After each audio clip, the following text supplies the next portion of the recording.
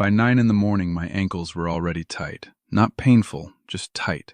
The skin pulled across the bone in a way that told me the fluid was already settling.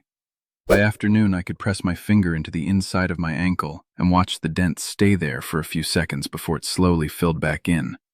My doctor called it edema. My neighbor called it just age. I called it something I had accepted without ever asking the right question. I'm 83.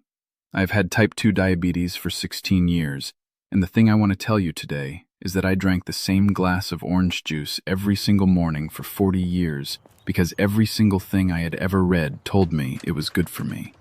Vitamin C, natural, part of a balanced breakfast. I stopped drinking it 14 months ago, and within 3 weeks my ankles looked like ankles again. What I did not understand, and what took me longer than it should have to find, was the mechanism. Not just sugar is bad, the actual chain of events from that glass of juice to the fluid sitting in my ankles by mid-morning. Once I understood the chain, I could not unsee it. And I think once you hear it, you will not be able to either. Stay with me through this, because there are two separate mechanisms at work, and the second one is the one that connects swollen ankles directly to blood sugar in a way most people have never been told. The first thing I want to say clearly is this: fruit is not the enemy. I still eat fruit every morning. What I stopped drinking was the juice. And the difference between those two things is not cosmetic, it is biological. When you eat an orange, the fiber in the flesh wraps around the sugar molecules and slows how fast they pass through your intestinal wall into your bloodstream. The glucose trickles in. Your pancreas responds with a modest, measured amount of insulin. The system handles it. Research published in one of the leading nutrition journals has found that consuming whole fruit is associated with a meaningfully different glycemic and metabolic profile than consuming the juice of the same fruit. Because the juice delivers the sugar without the fiber that makes it manageable. The fiber is not decoration. The fiber is the mechanism. When you squeeze the juice out and discard the pulp, you've removed the only thing that was protecting you from a sugar delivery system designed to spike your blood. A 12-ounce glass of orange juice, the kind you pour from a carton, the kind I drank for 40 years, contains roughly the same amount of sugar as 3.5 oranges. No fiber, absorbed in minutes. Your blood glucose climbs fast. Your pancreas pushes out insulin to bring it back down. This is normal. This is what insulin does. But here is where the first mechanism begins. And here is where most people have never been taken. Insulin does not only move glucose into cells. Insulin also acts on your kidneys. Research going back decades, published in a foundational paper in diabetes medicine, established that insulin signals the kidney's tubules to hold on to sodium rather than excrete it. When insulin is elevated, the kidneys reabsorb more sodium. Where sodium goes, water follows. The water that should be filtered and released as urine is instead retained in your body, and gravity does what gravity does. It pulls that retained fluid down, into your legs, into your ankles, into the skin you press and watch fill back in. This is not a rare complication. This is basic renal physiology. And in someone who has had chronically elevated insulin for years, who drinks a concentrated sugar load every morning before anything else, the effect compounds daily.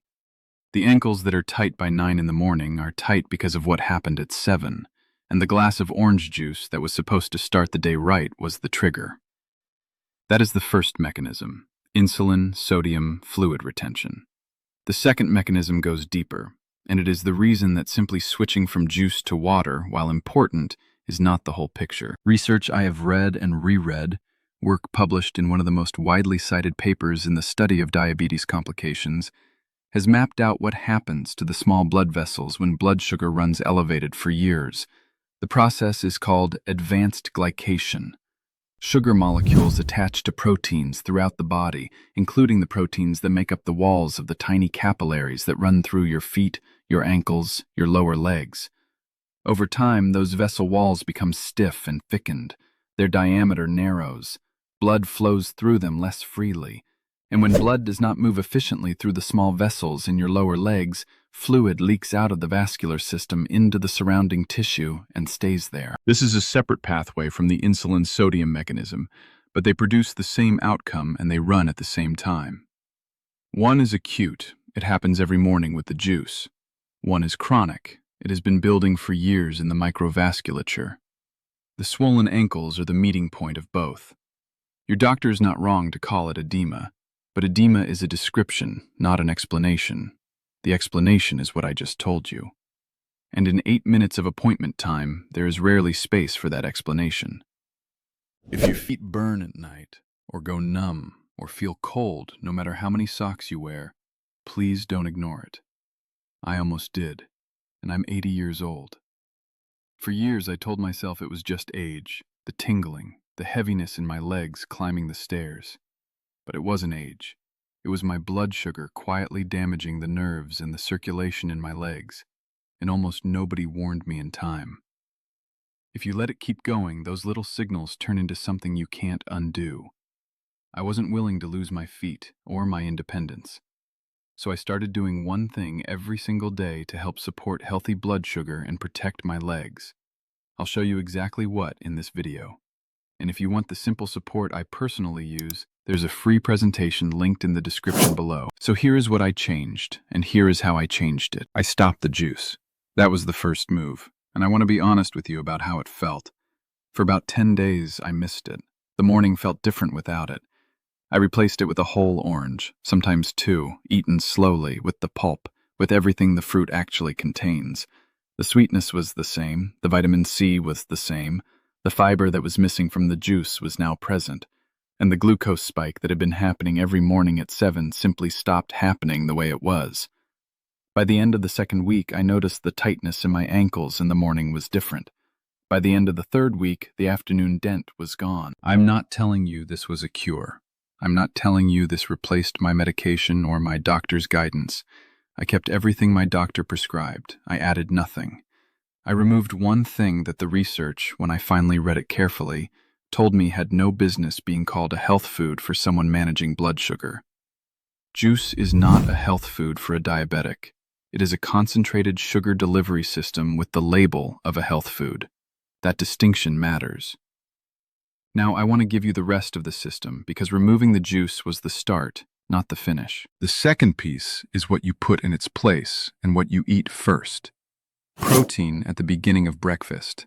2 eggs, a cup of Greek yogurt, a piece of smoked salmon, triggers a hormone called GLP-1 that slows how fast the rest of your meal enters your bloodstream. The whole fruit you eat alongside it arrives slowly, buffered. The insulin response is measured. The sodium retention that follows an insulin spike is reduced before it begins. Protein first, then fruit. That order is not arbitrary. It changes the chemistry of the same meal. The third piece is the one that addresses the microvasculature, the chronic damage side, not just the acute spike side. Research has associated adequate magnesium intake with improved insulin receptor sensitivity.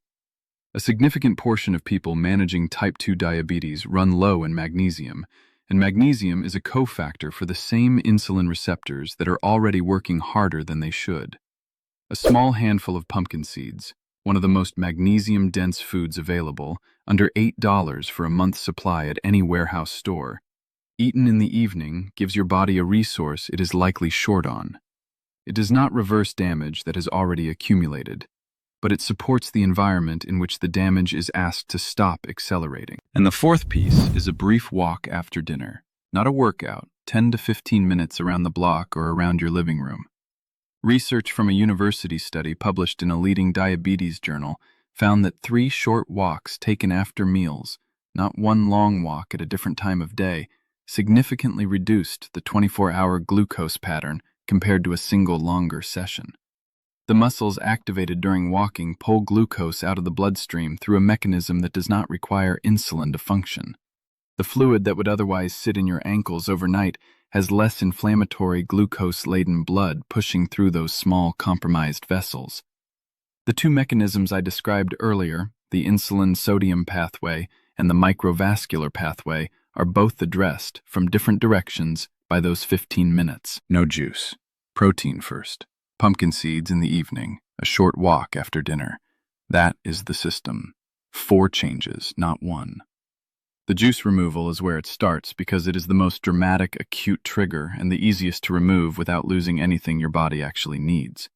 The rest builds on what the removal makes possible.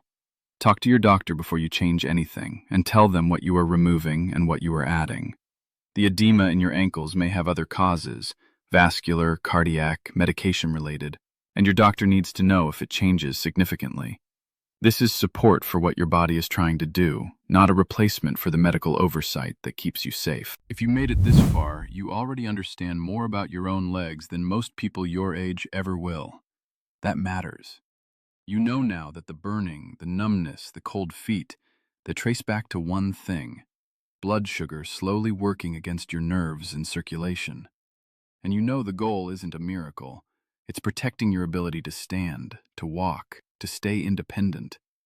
That's why, alongside everything I showed you today, I use a simple daily support to help keep my blood sugar in a healthy range, so my legs keep carrying me where I want to go.